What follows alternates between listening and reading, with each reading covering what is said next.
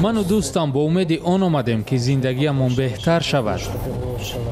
این دو همجنسگرا به شرط صحبت کردند که چهره‌هایشان نشان داده نشود. با امید آن آمدند که شاید زندگیشان تغییر یابد. من در دانشگاه میخوانم. اگر بفهمند ممکن خارج کنند. من نمیخواهم کسی درباره من بداند. این زندگی خصوصی من است. میترسند که اگر کسی همجنسگرا بودنشان را فهمد رد معرکه میشوند، بیکار میمانند و از دانشگاه خارج میشوند. بدتر از همه والدانشان از آنها رو میگردانند. میگویند که آشکار شدن تمایل خطر مرگ هم دارد. در بین شناسان ما 2-3 ماه پیش رخ داد. او زن داشت، خانواده‌اش با خبر شد و او خود را آویخته کشت. بعضی از دوستان دیگرشان ازدواج کرده و فرزنددار شدند تا کسی تمایل جنسیشان را نفهمد.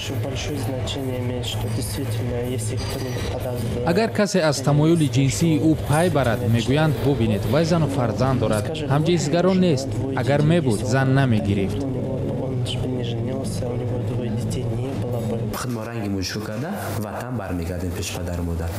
خرم دو جنس است و در خارج زندگی میکند. میگوید که در آن کشور جنسش را پنهان نمیدارد، آزاد میگردد و خود را انسان احساس میکند.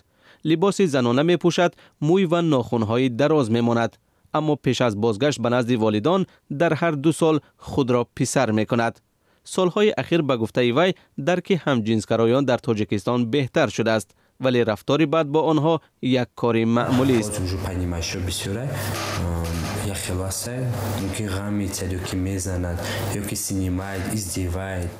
به گفته خرم حمایت از حقوق همجنسگراها در تاجیکستان نتیجه نمیدهد.